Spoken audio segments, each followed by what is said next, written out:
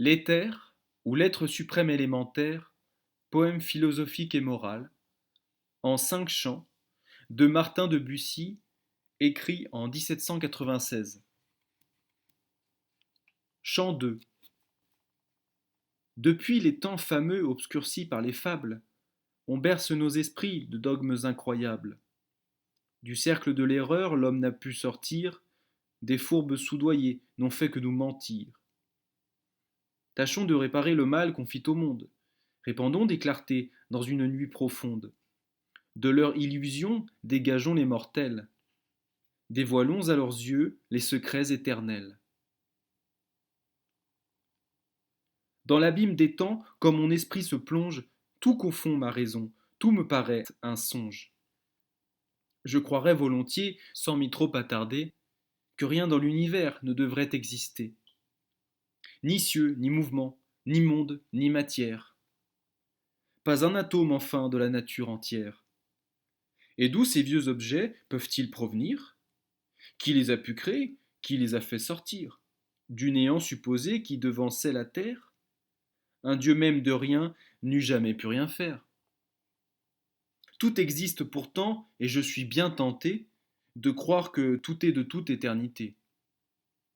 Si la création est un acte impossible, tout dit à la raison que l'air irrésistible n'a ni ne peut avoir aucun commencement, qu'il est parce qu'il est, et que c'est l'élément qui, par son grand pouvoir et par son énergie, a produit tous les corps et leur donne la vie, ne les laissant jouir de ce don précieux qu'autant qu'il s'assimile et s'organise en eux, qu'autant qu'il fait durer les ressorts qu'il fabrique, par l'insensible effet de sa puissance unique, ressorts qu'il entretient, qu'il use et qu'il détruit pour reproduire encore comme il avait produit. Nous sommes entourés des plus brillants spectacles, mais pour nous désormais il n'est plus de miracle.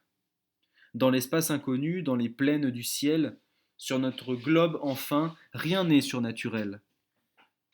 Il existe un principe éternel, nécessaire, un élément sublime, infini dans sa sphère, remplissant tout l'espace immense et tout-puissant. Un être simple, enfin Dieu par son mouvement. Courant en un clin d'œil, de l'un à l'autre pôle, et dans tout l'univers, jouant seul le grand rôle. Formant, déformant tout, organisant les corps, pour l'infaillible effet de ses puissants ressorts.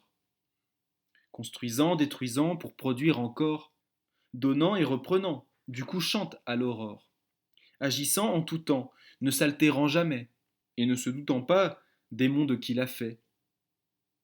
Créant sans le savoir les moules, les matrices, passant par les couloirs et par les interstices, ne ralentissant pas sa fluide action, imprimant à tout être et la vie et le ton. Fabricateur actif du mode et de la chose, variant les effets sans varier la cause. Suivant toujours sa règle, allant d'un pas égal, soit dans l'ordre physique ou dans l'ordre moral. Produisant sans dessein, dans tout ce qu'il opère, le mal auprès du bien, le bonheur, la misère, le vice, la vertu, l'erreur et la raison, la plante salutaire et le subtil poison, dirigeant les saisons, les vents et les orages, faisant les beaux esprits et les sots et les sages, le plaisir, la douleur et tout ce qui s'y bat, l'homme faible et mortel rencontre sur ses pas. Ce que, jusqu'à présent, l'esprit n'a pu comprendre, la terre nous le dit, le ciel le fait entendre. Ils annoncent l'agent que mon esprit conçoit, que tout être qui pense en tout être aperçoit. Cet agent est partout, et tout est son ouvrage. Dans le livre du monde, il est à chaque page. Il habite dans nous, et nous sommes en lui. C'est par son seul pouvoir que j'existe aujourd'hui. Étant privé de sens, il est sans prévoyance. C'est cependant par lui que l'homme vit et pense. Ne pouvant réfléchir, il n'a pas de dessein. Son état est de faire, agir est son destin. Il procure aux humains un sort très peu durable. L'avantage du sien est d'être impérissable, de commander à tout sans dépendre de rien, et sans s'embarrasser si tout va mal ou bien. De son flux et reflux, Tout reçoit la naissance. Seul, il fait les destins des mondes qu'il balance. Ces brûlants tourbillons forment l'astre du jour, qu'un mage croit un dieu digne de son amour, et qu'il n'est au regard de nos fiers astronomes qu'un globe étincelant environné d'atomes, qui tenant de l'éther ce qu'il a de vertu, ne peut jamais donner que ce qu'il a reçu. Admirons cet éther dans ses plus beaux ouvrages, bien fait pour exciter nos plus justes hommages. Nous lui devons Socrate, Archimède et Platon, il a produit Descartes, il a créé Newton.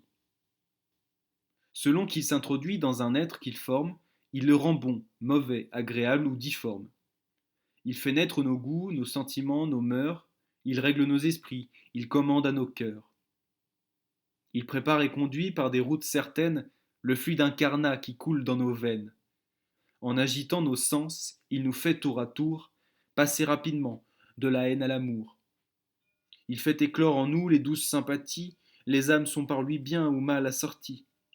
Comme il agit sur nous, surtout nous agissons. Ce qui nous vient de lui, nous nous le transmettons. Par lui seul s'établit le rapport nécessaire qui lie intimement le ciel avec la terre. Cet agent, en un mot, est notre unique appui.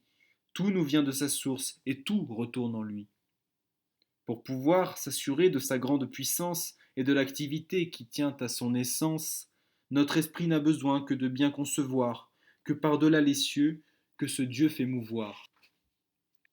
Il est un océan d'éther inaccessible, d'autant plus agissant qu'il est plus invincible, dont l'empire est sans bornes et qui, contenant tout, injecte l'univers, sans en trouver le bout. Ce primitif agent n'en admet aucun autre. Cherchez le grand moteur, cherchez, voilà le nôtre. Ce n'est pas un esprit, un pur esprit n'est rien.